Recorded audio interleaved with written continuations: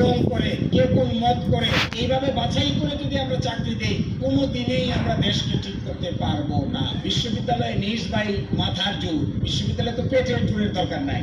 সামান্য পয়সার বিনিময়ে আমাদের বিশ্ববিদ্যালয় থেকে পাশ করে যাওয়া সরকারের বিভিন্ন ক্যাটাগরিতে বসে থাকা লোকেরা অল্প কয়টা টাকার বিনিময়ে দেশের স্বার্থকে বিকিয়ে দিচ্ছে। No, that should not be. We want you, leader of the nation. My dear brothers and sisters, this is my heart pouring call to each and everyone. Please prepare yourself. Please take preparation to lead the nation.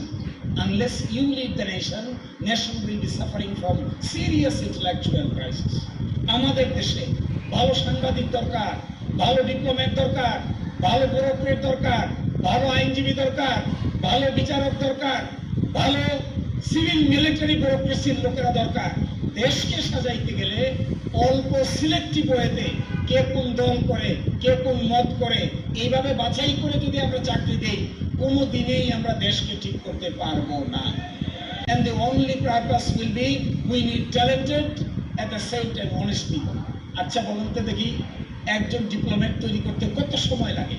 শেষ বয়সে এসে যখন ভারতের সঙ্গে চুক্তি করতে পাঠানো হয়, চুক্তিতে ভালো করে এফিসিয়েন্সি না থাকার কারণে দেশ বিরোধী চুক্তিতে স্বাক্ষর করে দিয়ে আসতেছে, বাজার করে আসতেছে, কিন্তু দেশের কি হলো এটা মাথায় কাজ করতেছে না। So my dear brothers and sisters, my wake up call to each and everyone, prepare yourself.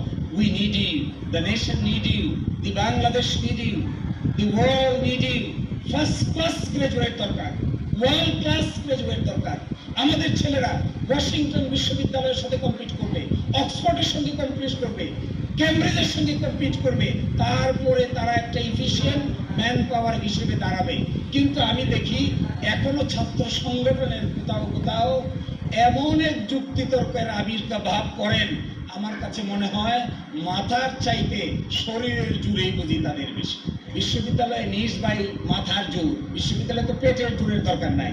বিশ্ববিদ্যালয়ে ছাত্রদের মধ্যে সবচাইতে বেশি প্রয়োজন তারা কি করছে, তারা কি রিসার্চ করছে, তারা কিভাবে প্রস্তুত হচ্ছে, তারা কিভাবে বাংলাদেশ চালাবে, তারা কিভাবে বিশ্ব চালাবে, তারা কিভাবে অক্সফোর্ডে যাবে, তারা কিভাবে ক্যামব্রিজে যাবে, তারা কিভাবে পাশের বিশ্ববিদ্যালয়গুলোতে এক নম্বর ভূমিকা পালন করবে, রিসার্চ করবে, পেপার প্রেজেন্টেশন করবে, এমন পেপার প্রেজেন্ট করবে যে বিশ্ববিদ্যালয়ের টিচাররা পর্যন্ত একজন ছাত্রের ট্যালেন্সি দেখে অবাক হতে বাধ্য হবে। যদি এইটা না করা যায়, আচ্ছা বলেন তো দেখি প্রাচ্যের অক্সফোর্ড কোথা থেকে হবে, কেমন করে হবে?